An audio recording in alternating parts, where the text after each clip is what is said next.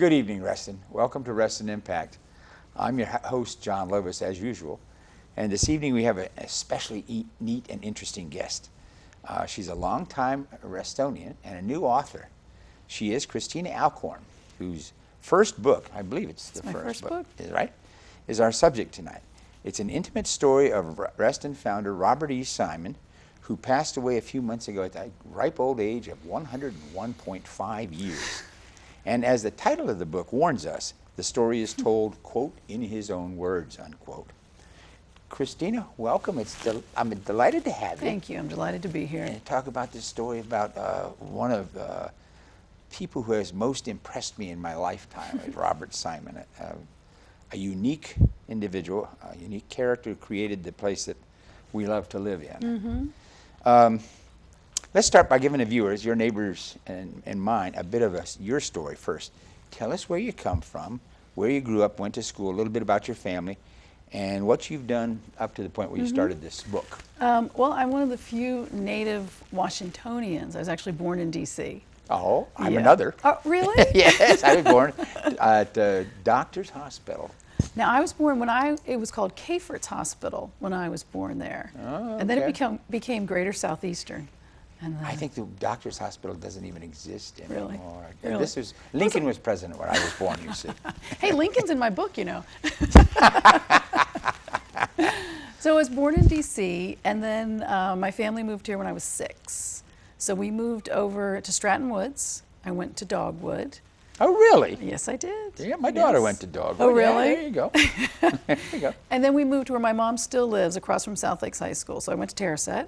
Okay. Went to Langston Hughes way back in the day when Langston Hughes wasn't done yet. So we went to South Lakes for the first part of the day, and the high school students went for the second.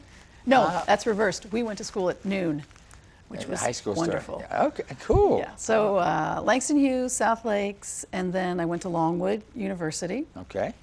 Then I got a job in environmental consulting. I used to do environmental consulting in Latin America. Your old stomping grounds, I do believe. We'll have to talk about where later, yeah.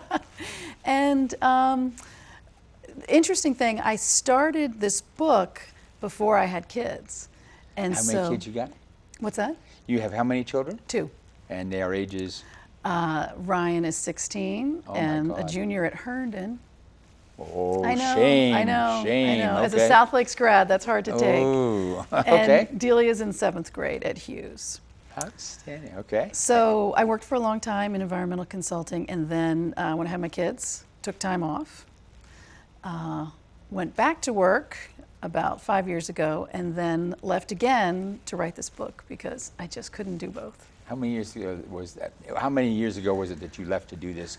And how many years was this in the works? Well, as I was saying, I started writing this before I had kids. So it was 97, 98.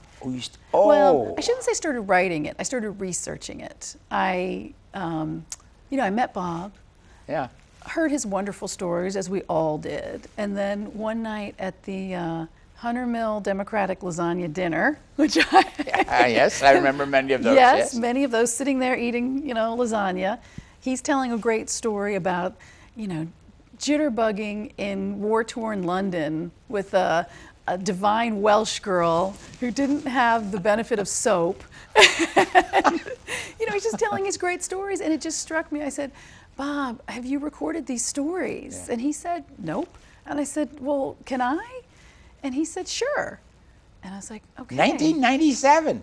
1997. Oh my God. 97, 98. Yeah. And I called him the next day. He gave me his number. I called him the next day, and he's like, oh, you're serious? I'm like, yeah. I had no plan of what I was going to do with the stories. I just wanted them to be preserved and recorded. And that was the stimulus. That was the beginning. Yeah. Because he had neat stories to tell him. Because I mean, my gosh, didn't you love listening to his stories? Yeah. I mean, well, no, and I had the same conversation, part 1 at least, at many occasions. Bob, how are you recording this? Are you going to write this? Right. You're going to have somebody write. You need to record your story. You have a I story felt the same way. Beyond belief. Yeah. I absolutely felt the same way. And then I would go, and we'd sit out on the balcony, and I had just a little tape recorder, a little black tape recorder, nothing special at all.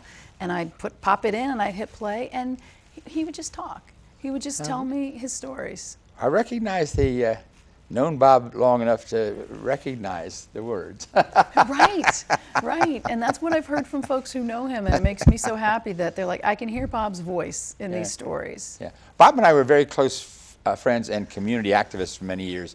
And then as community activists, we had some repeated clashes over things. We became less close. But I'll tell you what, I live this day with a profound respect. There was nobody else admiration like him. for a guy, and you're right. He was unique. It was somebody who was referred to from time to time as a visionary, and the word, in his case, was absolutely apt. It absolutely was, and very true. Any case, so now I was going to ask you a question: what made you decide to do the book about the founder? Now I know. Well, what made him decide to do this kind of a book? Because he obviously, I think he'd had many opportunities. I think he had. I think sprinkled along the way there was interest that had kind of come and gone, and at one time I heard that a serious biographer, not that you're not a serious biographer. I'm not a serious biographer. But a different kind of approach, that Yes. he was working with somebody and there was being documented and this kind of thing. Yeah, I think, I'll tell you. And then I never heard any more. Right. It disappeared. I'll tell you from my point of view, I didn't want to write his biography. I just wanted to capture his stories. I think it would be, at least for me, I'm not a professional biographer, I think it would be a really tough job because there was a chunk of time from when he left Reston in '67 to when he came back in, what was it, '93, I think. A little later, I thought, but about then, yeah. About that. It's about 25 years that he didn't really talk much about. And you know Bob, right. If he didn't want to talk about something, he just wasn't going to talk about it. Right. So to be his biographer and have to deal with a chunk of time that was missing, I think that would be problematic. But for me, I didn't have that problem because my guiding principle the whole time was just to tell his stories, which I did. Well, and which is, for me at least, that's what makes it interesting. And in terms of a biography, biographies that's a whole different kettle of fish, and it depends on your approach to it, I suppose. Absolutely. And that could have been written with a different approach. But I didn't want to editorialize. I didn't want to ascribe meaning to everything. You know, he did this, and so that's how it came through in Reston. I would like people to make their own Well, in a lot of cases, Bob does. Sometimes he does. He made it clear why he did some things. And Bob could be a very apparently arbitrary guy. He would say something, and people standing around him would kind of go, "What? Where did that come from?" And in some cases, he explains them. In other cases, Bob's view was, "That's the way it is. Now I'm somewhere else." Off he would go. It's true. It's true. You know what I learned from him and from writing this is there are a lot of gray areas. There's really no black and white. He was a human being and an individual, and there's nuance, and there's... Well, and I'm not sure that a biography could be as interesting, or certainly not as easy to read as your book is. It's a marvelous collection of anecdotes, Thank you. Arranged more or less in chronological order, but it is an easy read, and I think anybody, you'll find it a fascinating read. Thank you, I hope so. And now that's my perspective, and I picked it up, I must say, with a very special interest. I wanted very much to read it because I was so interested in the subject matter. Somebody less, I don't know how it... Sure. Because I felt a little bit of, this is the guy I know kind of thing. Right. No, I think it definitely has a lot of regional appeal. But I also think it's a life of it's a 20th century life. It is. There's so, I mean, when I was writing this and when I was recording him, I kept thinking of that movie Zelig. Did you ever see that Woody Allen movie Zelig? No. Well, you need to see it. He's everywhere. He's everywhere there was an important event in history. And Bob was kind of that way. At least to hear Bob tell it. That's the case. Let's take a look at, you sent us a few pictures that tell part of the story of the book. Let's take a look at some of the pics related to the book here, Sure. if we could. Well, there we go. Well, this is the cover of the book. There's the cover. That is kind of a classic Bob picture.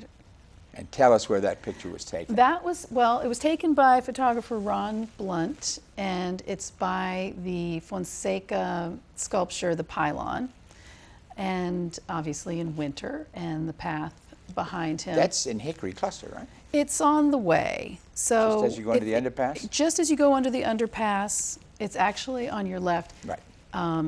as you're walking by. I walk my Scotty by there quite frequently now. Yeah, and Bob used to like to go by there and see kids love to play in there, and that was what Fonseca had envisioned, that Right. it was kind of like a safe place. But this is Bob and his sisters and his mother, of course. Now, which Bob is upper left there, right? Yes, the only boy in the family. This was actually their passport photo. It's for their Oh, that was a group passport photo. And what Yep. was his mom's first name? Elsa. Interesting. Okay. Yep. What we got next? Here's Bob in London on their first big European trip, 15 months in Europe. Bob grew up in wealth and privilege. Yeah. And here's when you heard what Kristina just said. They took a 15 months, months just a jaunt, just a jaunt through jaunt in Europe when he was several- how old? He was 7. So he actually did schooling. He did. while He and his was there. sisters went to school, I think it was Lafayette in France and in Switzerland. And so, yeah, 15 months. Here's Bob. Is that a college or what is that? This is, I believe this is from Horace Mann's. This is from elementary school. So right. Still elementary school. Yeah, oh, my I think goodness. he's about Okay. 15 in this picture. Okay. And of course, Carnegie Hall. Carnegie Hall, which we'll get to, but that's a place that has a tremendous part of Bob's life story. It absolutely does. And there's the old Key Club. This is on Washington Plaza at Lake Ann, right? Right, it's now Calypso. But this Where was, the Calypso restaurant is. yes, Okay. this was an early bottle club because back in the day you couldn't have a restaurant serving alcohol. So you would go and you would pay, I think, something ridiculous, $5 for your membership card, and you'd get a little locker with a key With your bottle in with it. your bottles, and they would serve setups with ice and mixer, and apparently a lot of Reston planning occurred in the Key Club. I'll tell you what, with all the booze that explains some of the odd things about Lake Ann, I'll tell you that. I have to tell you this. I live at Lake Ann. I live in a little townhouse down on the corner by the fountain. And I have a yard that is ready, front and back, is 4/100ths of an acre. Okay? Guess how many property owners there are inside my little wall? 3. Myself, Lake Ann Condo Association, and the Washington Plaza Association. Jeez. Somebody was in the Key Club when they came up with those boundaries. That's all I got to It could tell you. be. It absolutely could What we got be. here? Oh, we passed on. Let's go back a second if we could. That was another one of Fonseca's sculptures. That's the boat. That's the sunboat, and then the lookout tower behind, which back in my day and earlier days, people used to jump off of the lookout tower into the lake. I have some news for you. That was big for kids back then. I live right next to the tower. You're right there. around the corner. No, right there. Oh, yeah? To the right, 10 feet is my house. Occasionally, 2 or 3 o'clock in the morning, we hear this, "Yee-haw!" and kersplash. And it is somebody has just Still doing jumped it. off the tower. Okay. And they usually climb out over on my boat or the dock over there. Yeah. No, it's... Do you come running out with a towel for them? No, I come out sometimes running out with words for them, but not a towel. I would imagine. Interesting. I didn't know people still did that, but now it's not the kids Sometimes so it much. coincides more or less for the time the bars are closing down on the plaza. would assume so. I don't know why that's the case. I but can't it imagine. seems to be the case.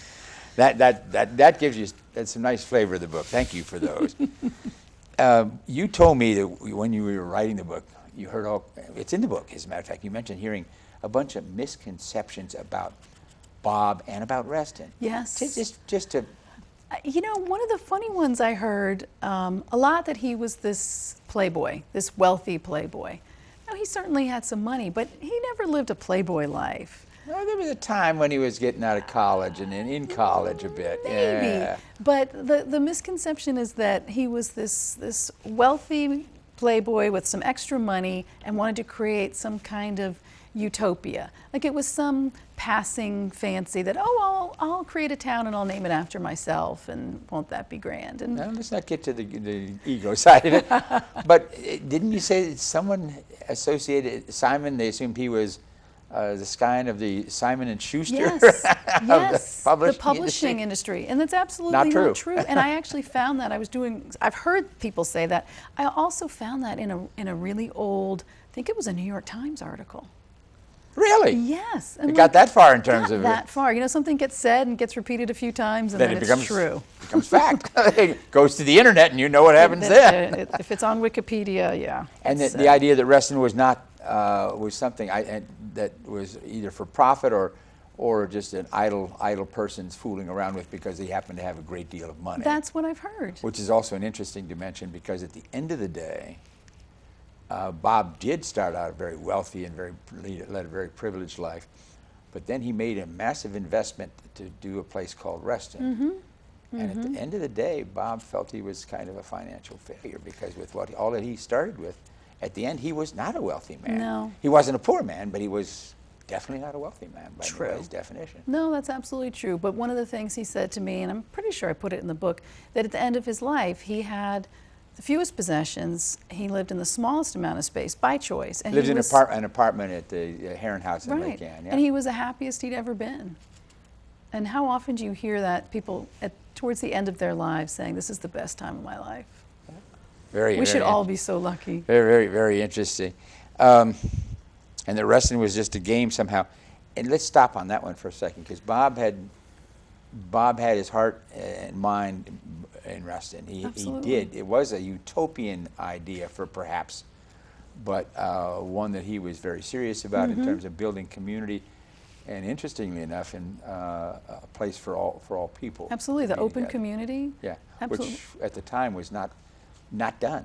It wasn't done, and it put the whole thing at tremendous risk because there were banks, scores of banks that. We'll talk about a corporation a little later that actually walked right up to financing it and then said, "Wait a minute, this is going to have people of color in it." Ah, no way, we're not doing that kind of stuff. In 1967-ish. 1967, and imagine, I mean. It's not that far back, folks. It's not that far back, but it's hard to put yourself in that time and imagine what a tremendous risk it was for him. But it was non-negotiable that it was going to be an open community. Yeah. No, and everything he put out there. Yeah. And what he sent to these folks was, you know, that was an absolute, They weren't hiding principle. it. No. And as you say, when it was questioned, the question was, yeah, that's what it is. Right. And right. there would be no conversation about it. Anecdotes of a young man growing up in privilege and wealth, and there's no question his dad was a very successful developer on Long Island and in New York City. Right? Yes, commercial real estate. But I think it's important to note that his father was a completely self-made man. Bob's father, Robert E. Simon Sr., did not come from money, and he started out as an office boy at 14. Oh, that's right. Yeah, just running around, going and getting coffee or pencils or whatever. And by 21, worked himself up all the way up to partner. So, you know, he was quite accomplished in his own right. Commercial real estate in Manhattan, some in Long Island. And that 15-month trip was the result of a great deal.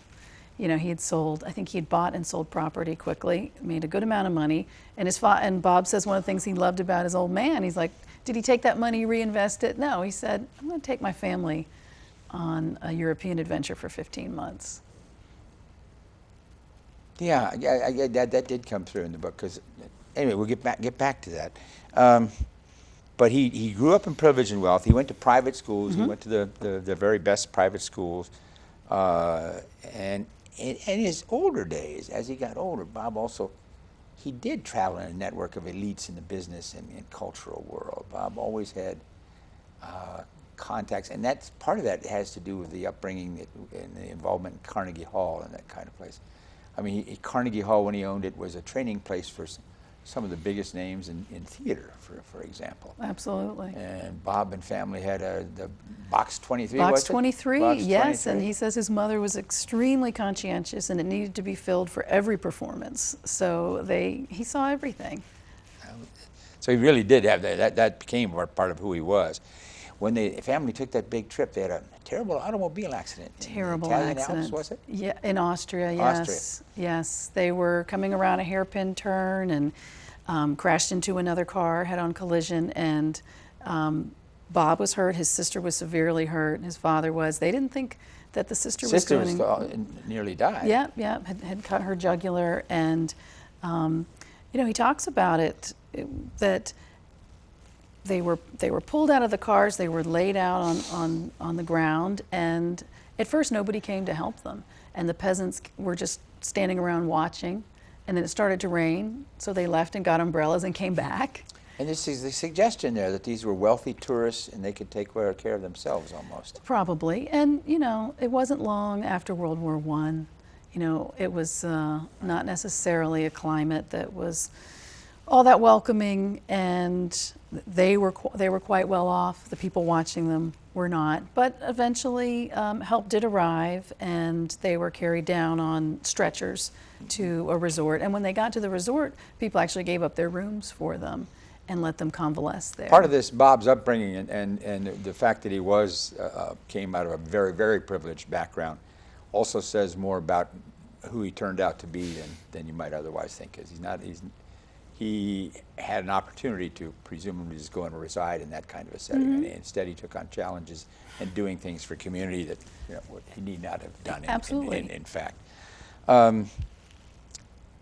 You and Bob went about working about this. You talked about working on the balcony and this kind of thing, and for all these years, that shocked me, the 20 years. The commentary in here seems to be mostly directly from Bob, as you say, but I noticed there's a fair amount of commentary in here by Jane Wilhelm. Now I understand that a little better, because I was trying to figure out when I was reading the book, I said, well, it sounds like Jane, she was talking to Jane as they were writing the book.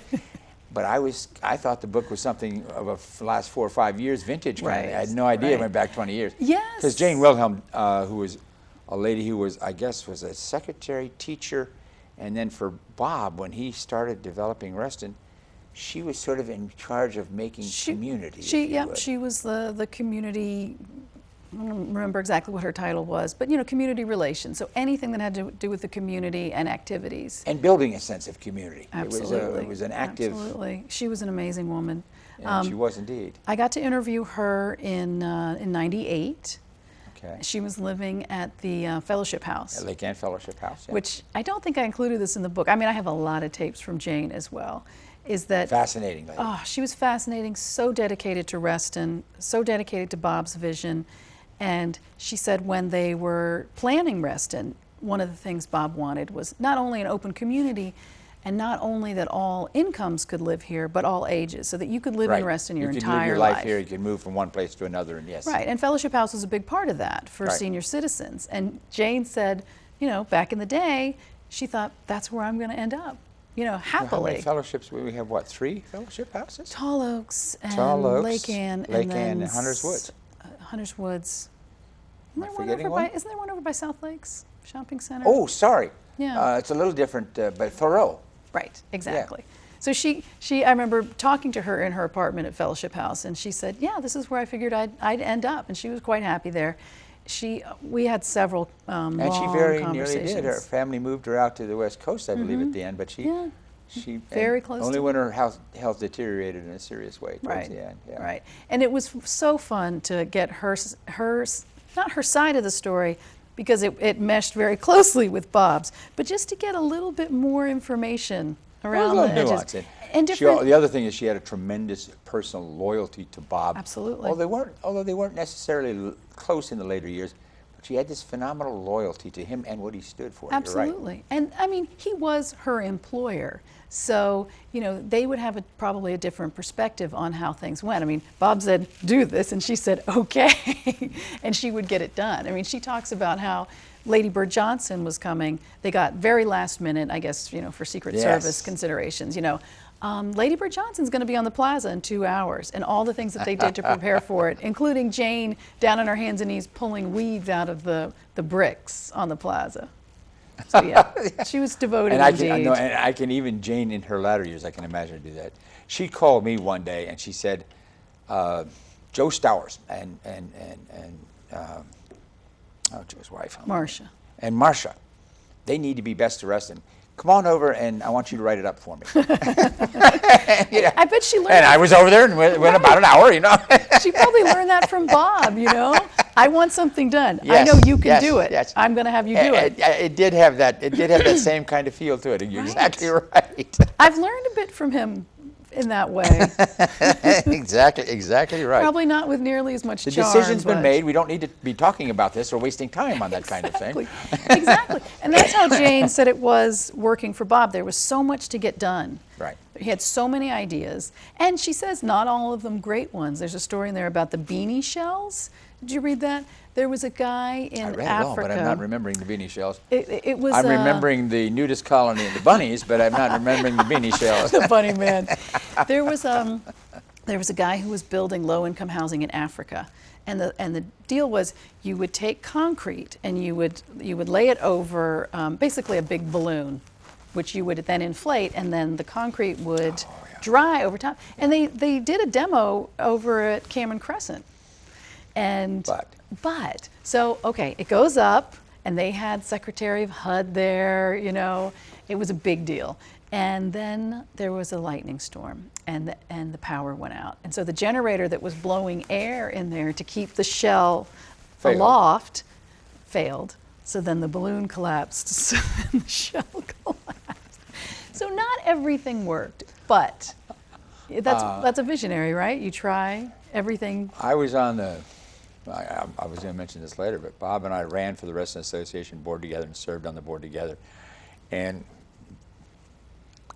I was in awe of the man, and I think he saw me as a up and coming fellow who could get a lot of things that he wanted done. His favorite kind of person. And the ideas thing, I think we had that. I've had that same conversation with some other folks. He would drive us crazy on the board sometimes because Bob would come in to start a meeting on a subject, and Bob would have 10 ideas, you know, and you go through the ideas and. Yes, really, I mean, just absolute genius. And then there were some that was you put in the category, oh my God, somebody really thinks that? But he believed in every one of them, didn't he? But he was just constantly, the brain was constantly working and constantly, everything was an idea, a concept, yes, you know? And that's true up until his last days. True. Absolutely, he was still thinking. He was like, what are we going to do about this? You felt like saying, it's okay, Bob. And right to the very end, that mental acuity and that kind of ability was still there. I know. He would come around, and he knew the names of the bushes in my yard, for example. I didn't know the names of them, but he knew them. Yes, he did. He loved gardening. Yes. And yes, he did. Yeah. I've lost track. You get wound up in Bob. It's kind of hard, Don't get me you know? started, because I'll just keep going. One thing that struck me in reading this, there are a lot of interesting anecdotes, a lot of titillating things about people he knew and famous people. He does dwell a lot on famous people he knew. And there's very little about some of the people closest to him. That's true. I mean, his first wife, I think we see her bringing him sugar or something he needed. Shorts. Yeah, when he was in camp. In Kansas City. Yeah. Yeah. And second wife, I don't know that we ever saw her. Nope. And that's another thing about why I wouldn't want to write a biography, because there are missing elements. There are things that he just didn't talk about. And so... But the elements are not, I mean, it's like his mom, his wives, things you would have thought, oh my goodness, these are people who were very close to him for some considerable period of time. They're invisible. And you say, wow. Well, I suppose if I were approaching this as a biography, I probably would have said, Bob, tell me more about, your wives. Tell me more about your mom. But it was whatever stories he wanted to tell me. Yeah. And so I just collected those. Well, but if you ask me about my mom, for example, I could tell you 5 funny things about my mom, because my memories of my mom go all over the place. He gives his mom quite a shout out and saying what a formidable woman she was, and that out driving one day and the car turns over and she lifts the car up with one hand and pulls her husband out with the other hand.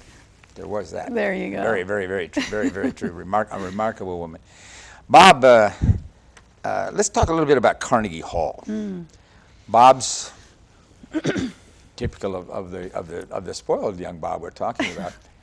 Bob is what, 25, 26? It's not too long after college. He's in Europe, traveling for some months because that's what he does. But he's on a bike with a backpack, camping, staying in the occasional bed and breakfast, staying with the occasional relative. So he went on the cheap on that, 2,000 miles, propelling himself. the whole way. While he when he's there, he gets word his father's died. Yeah, Now, how old was Bob? 25, 26? 24? I mean, okay, middle 20s somewhere. His dad died when Bob was Yeah, young. his dad wasn't all that old. And as a result, Bob was the owner of Carnegie Hall. Yeah, there was a group that owned it together. He became president of Carnegie Hall. Right. Yeah, and as he says, quite honestly, and he was scared to death. That's a tremendous amount of responsibility. Well, and Carnegie Hall is very important because Carnegie Hall, that Bob was 25, 26, and he managed Carnegie Hall for what, 20 years? Oh, yeah, 20 years. Leading up until the time when he came to Reston, because he sold Carnegie Hall, and those proceeds, a portion of those proceeds, because he sold Carnegie Hall, and then there were the other partners that he had to get their share, and then he needed a like investment. He needed property. And his share came out being, his family's share came out being $2 million. I think it was 2 million? 2 or 3.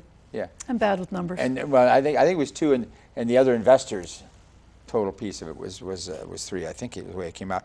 But $2 million, you can't think of buying a place like Reston. But in 1960, when it was just grass and trees, $2 million would buy a Reston. Sure, he had to have a mortgage on it, Pretty but much, still, it was a good solid down payment. But yeah, I wish I could go back now and ask him in writing this. Why didn't I ask him that? It's kind of like, which came first, the chicken or the egg? I don't think he said, I'm going to sell Carnegie Hall so that I can go and buy land. I think he sold Carnegie Hall, and then this opportunity came up. This land became... land wasn't necessarily... You were clear in the book about it. He needed to make a like investment for tax reasons. Right. And by happenstance, he ran into this guy, Jimmy Salcott, who was a broker, he was a broker for the Bowmans, who was looking to Bowman Distillery, which was were then the owners of the land here. They owned all the land. The 6,750 acres. Yes, okay. Yes, which was later increased to, I don't know, maybe 72. 72 or 7,300, yeah. Yes. So he was actually meeting with somebody else. Somebody had heard Bob had sold Carnegie Hall. The broker was. I mean, it was just this strange sequence of events. And that deal didn't work out, and the person said, well, the broker said, well, is there anyone else you think might be? And there's this guy, Simon. He's got some money lying around. Cash. He doesn't know what to do with. Right. And so Jimmy kind of sold him a bill of goods. It wasn't exactly what he said it was going to be. He said that there was soon to be Inner Beltway. It was true that... Or circumferential highway, yes. Thank you. I don't like that. Yeah, right. It was true that Dulles Airport was being built, so that was all happening. But as Bob says, he got here, he was just struck by the beauty of the land. And somehow that germ of an idea came like, okay. I mean, he had developed other property. He hadn't developed anything of this magnitude. Right. But I think he just started saying, I wonder what I can do here. And surrounded himself with some really smart people, some other dreamers. 27 years he runs Carnegie Hall. And during that period of time, some things happened. It's not a void in his life because in addition to going to plays every night and sitting in box 23, at Carnegie Hall they trained some of the most important actors of this time or any time, I guess, when his dad owned it and when Bob was president. He did, and he really supported this thing, the corridors of Carnegie Hall, which were artist studios, where they could live work and play, I suppose. Maybe that's the germ of that idea. In a different sense, yes. Way. And he was a huge supporter of that. It didn't, that didn't pay the rent. The artists paying for their studios it wasn't a financial gain to Carnegie Hall, but he loved being a patron, basically. Oh my goodness, and the names. But you had Agnes DeMille and Marlon Brando and oh my gosh, so many artists, and he loved. I want to say Greta Garbo. I want to say, oh my God, who were some of the others? Big names who came there and took courses in things like acting and this kind of thing. Lucille Ball was there. Lucille Ball, there you go. Think of all the people who were there for voice lessons and painters and photographers. There were probably a few Smiths and Schwarzkopfs and folks too. a few. But Gino Francisconi, who was the archivist of Carnegie Hall, who helped me quite a bit with this book and gave me a lot of the beautiful pictures that are in there, He says that Bob loved to just go up there and be among the dancers. You know, Oklahoma was staged in a studio there, and go up and just watch the process. There's quite a change here, because in reading this, and I'm getting more of it now, from that young, wealthy, privileged kind of not just being a bon vivant out there, and much of the Carnegie Hall experience continues that, because there's a whole staff that Bob inherited from his dad after some bumps and scrapes when he found out that there was a little corruption in the operation that he had to straighten out. But he had a lot of time with the famous actors, actresses, and the people, everybody who was anybody, which is all the more. Let's see. So how old is he now when he gets to going down to looking at this land? 50. 50. 49, okay. 50. Okay, so he's come quite a way in this life of privilege and being a bon vivant, to go out and pick up 750 acres and have a vision for it and turn it into something from nothing. From nothing. Which is kind of amazing. A dairy farm. One last thing about Carnegie Hall I had to say. He talked in there at one point about a failure. It got to be a very hot place in the summertime, a failure in the air conditioning, cooling the place. So he and the engineer, now correct me as I'm wrong here, because after I read this little thing, I came out with my own concept.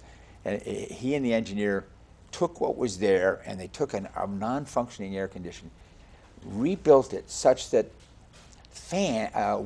cold water passed through, and a fan blew over it, and out of this mechanical mess, they got something that functioned and kept the place something cool. Like air conditioning. And yes. You know what it sounded to me like? It sounded relax. I know. I know. Oh my God, Bob! Was this the inspiration for this horrible thing? And he says no, because I thought the same thing. Did you have that? I had the same thought. I'm like, did you take this concept and put it into It wasn't Lake just Ann? me. Okay, I No, appreciate that. He said no. Apparently it worked at Carnegie Hall. I read that, and I went back and read it. I said, wait a minute. I know, I had the same thought. This is where the monster came from. Oh my God. I don't think so. But not true. He said no. Well, that is one thing I thought to ask him. Well, now I have to go find who is guilty now. Bob brought something else with him here. And you and I have chatted a little bit about this, and this apparently didn't go into very deeply with him. But in the earlier days, not the earliest days of Reston, but this would have still been the 80s into the 90s. Reston Land Corporation had succeeded the Gulf, etc. They had talked. They were going to build a performing arts center.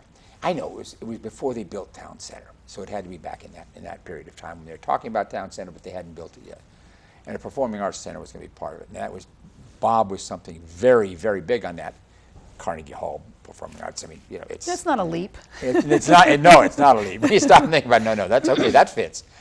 And then for some reason, when they built it, they decided not. When they built Town Center, they dropped the Performing Arts Center. I know that was a disappointment to Bob. He told me that was a disappointment, and he didn't blame anybody. It was just it didn't happen, and it should have, and I thought it was going to, and that kind of a thing with Bob. He didn't hold that kind of grudge and that kind of thing to say that it was Joe Smith, and I'll never forget that dirty dude.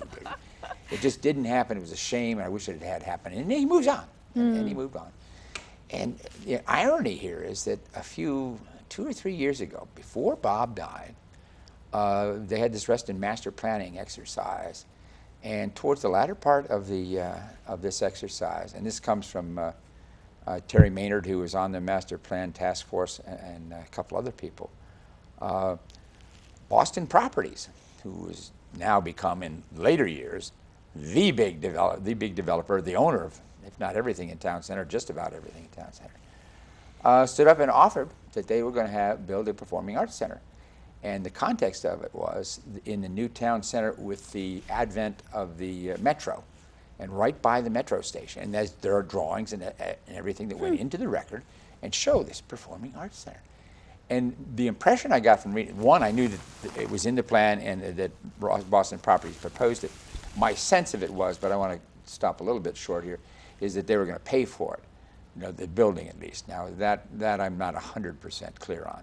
And then who would run it? I know that over on the sidelines, the Reston Community Center was, salivating, having such a beautiful That would be thing, nice. and seeing perhaps a role for themselves in running it.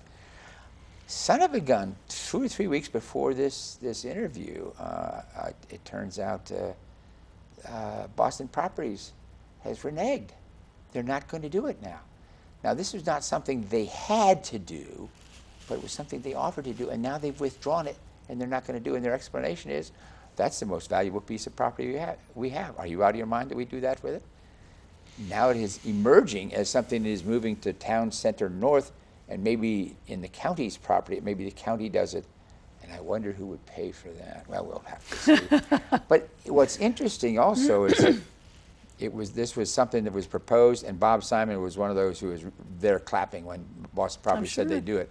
Then Bob died, and now it's gone. And we can't seem to get our hands on this performing arts center, because Bob had it worked out 68, 69, he had it worked out long back ago. Anyway, that was part of Bob. Bob had so many things he wanted to do here.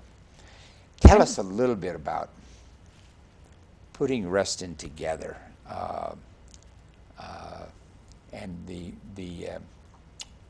this year you'll have some appreciation for, given Walter's longtime role as a planning commissioner for 16 years, about the relationship with Fairfax County, what was going on with developers at that time, from what Bob told you. Seems like it was a corrupt time. Yeah, very corrupt, I gather. There should maybe there is a book about that time. I don't know about that, but I don't know how many of the supervisors actually ended up going to jail. 5 were indicted, and 3 or 4 went to jail. Now, nothing to do with Reston. That was on some zoning for like a trailer park or something. But that was the environment that he entered into when he was trying to get the planning done for Reston. So it was tough. But apparently it was just terribly widespread. Apparently so. But he did have a personal sort of bump with it. He says that he had a planning commissioner who asked for I know it was the chief of planning and zoning for the county. Sure. Ask him for a bribe. Well, he just needed a personal loan of $20,000 or something. Well, Bob interpreted it as a request for a bribe. And No. But I think Bob, he said the request was for a loan, but tremendous. It was quite clear that it was a huge amount of money. Yes, and so Bob said this, and Jane said it as well, that there were very strict guidelines. There were no gifts to be exchanged. Even if you needed to record a conversation. So there could never be any Bob said he did record the conversation with the planning and zoning chief. Right. So there could never be any kind of hint of impropriety. He just wasn't going to do it that way. Two things here. One is that apparently, and this I heard from Bob in the Steve Rez video, Reston Past, Present, and Future. I'll get you a copy of that. It's not going to be nearly as successful as the book is. But at any rate, Bob tells the story there as well. The environment was just rife with this, and there was kind of an expectation if you came in to get a piece of property zoned or to propose a new development project, you were going to have to. You were going to have to do something along the way. And Jane says, I think that was a surprise because Bob was coming from New York. There was a certain way things were done. There was a certain sophistication. He didn't. I can't believe that New York would be totally clean on this issue I don't know. either, but I don't know that it was or wasn't, but I don't think he thought there was going to be that kind of level of corruption. It's corruption. It's straight up corruption in rural Virginia. Yeah, and this is Fairfax County, folks. Not that long ago. Some of us would argue that it hasn't left us. What's changed is that they're far more sophisticated, subtle, and that kind of thing. But it's not being done like it was at that time. But it's just amazing. And again, speaks to Bob and who he was. Well, it does, and it also, we were talking before about all the ways that Reston almost didn't happen. Right. Imagine if he hadn't been able to navigate that and hadn't got the people on his team that he did cultivate, who knew, he got people who knew the ins and outs. Good local attorneys, for example. He absolutely did. So people could help him, as you say, navigate these tricky waters, as it turned out. And he did it. And he was smart enough to do that. Yes. But just fascinating. And again, this is This we're talking about the late 50s, early 60s. Yeah, that Bob was 60 encountering. and 60 and forward. He took title in 1961. Took title of land at 61. And there you go. And one of the other things I wanted to ask you about is your book solved for me a long-time mystery. Something that I have heard, a question I've heard asked many times, and I've heard some old-timers unable to give answers to it. I'd never heard heard Bob respond to it. I never heard Bob's answer to it until I read your book. And that is the question, why don't we have a cemetery here? And it turns out there was, in fact, a cemetery on the plans. There was. And somebody took it out. Who was that? Bob. Ba-dum-bum.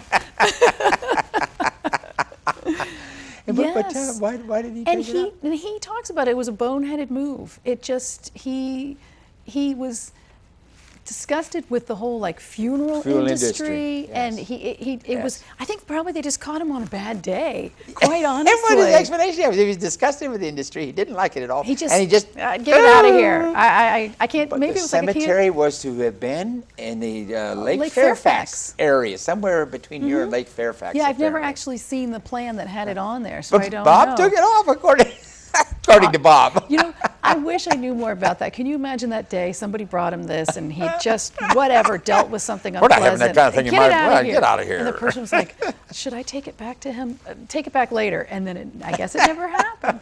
But yeah, I have heard that question many times over the years, and I have never heard There you go. the answer. It's in here. It's in There's the a lot book. of those in the book. What was the other one? Anyway, I guess we need to move on to one of the more difficult parts, and that's, Bob coming to the Reston not being a financial success immediately. And you have to go back and you have to sort of realize that this was back in 1960s we're talking about. We were out here in the middle of nowhere. The airport was done, but that was about it. Right. And Bob was trying to build townhouses out in the In the boonies. Right. Hadn't been done before. And it hadn't been done before, and it wasn't, people weren't ready for it. They weren't. In one sense. But And he also had, real estate agents from other communities saying, you don't want to go there. They're all communists. It's there was also this aura of hippie enclave. Yeah, that turned a lot of people off. Where did that come from? Well, I've heard it came from, realtors in other areas. Oh, no, but where did the notion come? Okay, being an open community is probably one thing. Probably. Right? The idea that you could have people And of that color could in have here? been, right, that could have been code for you don't want to live there. Yeah, maybe that was the code for, Because that, again, back there, you think it's the 60s, it's not that far back. But in fact, and when they did the inauguration of Reston, there's another story that was told in the Rest video. The people who were running Virginia government at the time, it was one of the Byrds, I guess it was Harry Byrd, refused to come to the inauguration Well, of the community. But it was for that reason. Right. He was still a proponent of not having fair housing laws, Right. of segregation. So, yeah, of course he wouldn't come. Yeah. But I mean, that's how revolutionary, and that's how much courage it took for Bob to do this, because it wasn't done, and real estate agents, the real estate community was not buying in, and that's kind of important, you know, if you're going to be a financial success. Well, and I don't know if you've ever heard Chuck Veach tell his stories about, he was the first townhome salesperson in Reston. I knew he was the first. I didn't know it was townhome, but okay. Yeah, it was townhomes, and they have to basically, they don't even have homes to show yet. They have to show people brochures. Oh, they didn't have models yet. Not okay. yet, and come out to this muddy patch. This is where it's going to be. And then when they did have some homes, some model homes to show, like the night before, they were having a big open house, huge, invited. They were trucking people in, or busing people in. And some water main leaked and flooded the townhomes. And so like that night, they're pulling up carpet and relaying. I mean, it was just disaster after disaster. And then, and then the buses got stuck in the mud. And I mean, just everything that could go wrong seems like it did. And yet there were pioneers, people who came, and they, as Bob said, they bought it, they got it. They wanted to be part of this new community and new neighborhood. I think Stowers were probably part of those. Yeah. 11th household, what did they say? The 11th house in Exactly. Reston or something? And, okay, was his partner at this point Golf Reston? Was it Golf? Well, Gulf came in '64 because he needed an Okay. infusion of cash. And Gulf did put in a tremendous amount of money. I mean, in the end, I think a total of like $150 million. Okay. So I grew up, Gulf was the bad guy. Gulf had come in and kicked Bob out, basically. But let me tell you, there's 2 or 3 stories here. Bob was looking for other financing, and it seemed that he had a perfect place to go. General Electric was GE. interested because General Yes. Electric was thinking of supporting this new town concept in like 20 locations or Yes, something. yes. And it sounded like a marriage to be made in Oh, heaven. It was Bob, so. Every What happened? time I read it, it's like when you watch a movie and you want the ending to be different. Yeah.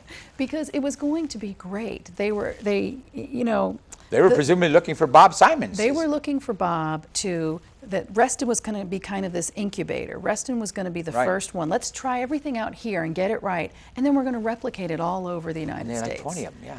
And GE had bought it all the way up until basically the final decision had to be made. And he said folks from GE who were going to be involved in the project were picking out homes. They were ready to move into Reston. Bob was going to have, the success of Reston and then be a consultant on every other community. I mean, it was just, things turned Too out. good to be it true, was as it too good to turned be out.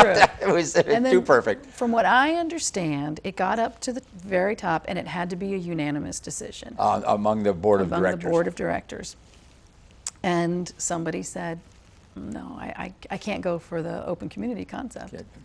And that was the end.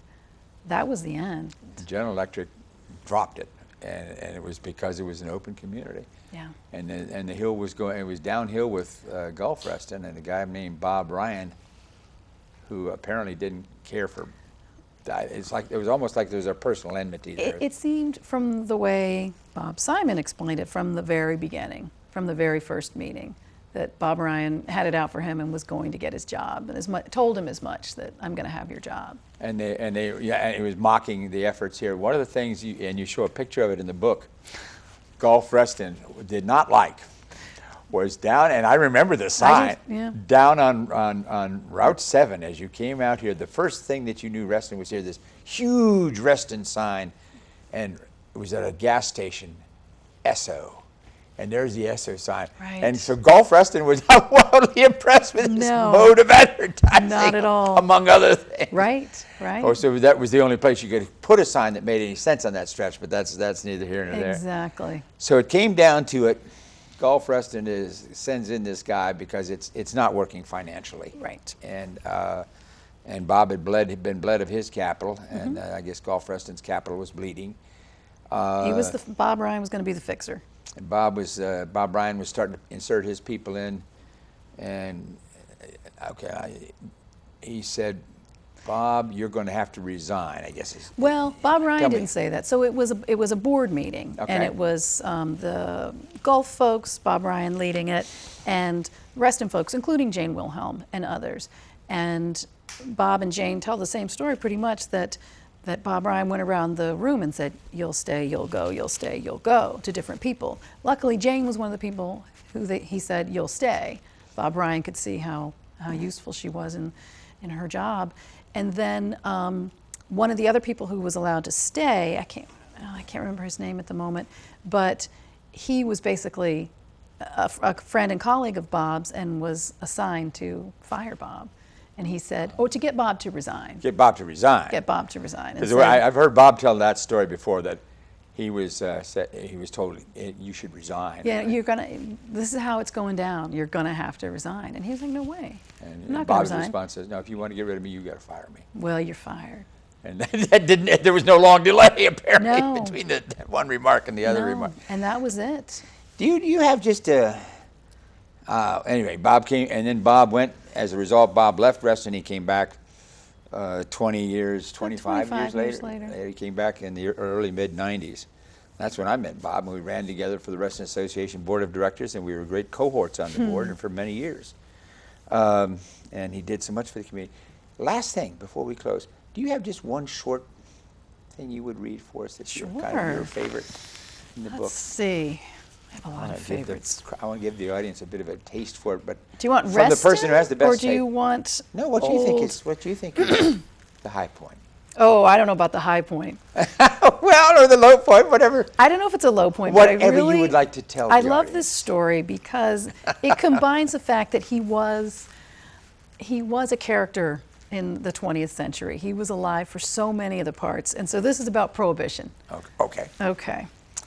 So this is Bob speaking. In those days of Prohibition, it wasn't difficult to find a speakeasy. All you had to do was find a storefront with the windows and the doors painted black. The police didn't seem to know, but these boys did. And I should explain, these boys are part of a quartet that he was to sing with that afternoon. And they took a little days. Okay. Yes. Oh, this was actually high school days. And they were heading out to a performance, and the boys suggested they take a detour to a speakeasy. And Bob said, okay, he'd never been to one, but he would go. So we walked to the speakeasy 4 blocks from the school. I sat down and waited to see how one should behave. I'd never been to one before. My friend said confidently, I'll have a Tom Collins. I repeated the same. Well, it didn't hurt at all. It was just lovely. And then one of the guys said, I'll have another, so I mimicked this too. And another. I didn't feel a thing until I got off the school. So with one guy on either side of me, my arms over their shoulders, we walked to the school. We took our place on stage before these girls who had been in my class, and now, for God's sake, they were women, and oh, they were tall, and I was so short. The quartet finished their set with a song called You Call That Religion, a popular spiritual of the day. Emboldened by the gin, Bob abandoned the stiff arrangement and carried the song back to his African roots. Now this is Bob speaking again. I got into the spirit of the thing, which was not part of the act at all. I sang in a very deep voice. The alcohol made that moment so big, it was almost frightening. It was so wonderful. Thank you, Kristina. And thank you for coming. And thank you, pleasure. for writing the book. And thank you for coming and sharing. It was my pleasure. Sharing Thank it you. with us. Thank Comcast for helping bring the program to you tonight. And thank most of all you, our viewers, for spending some of your time to meet Kristina Alcorn. And you want to go out and find, in his own words, the story of Robert E. Simon, the founder of Reston. Good night.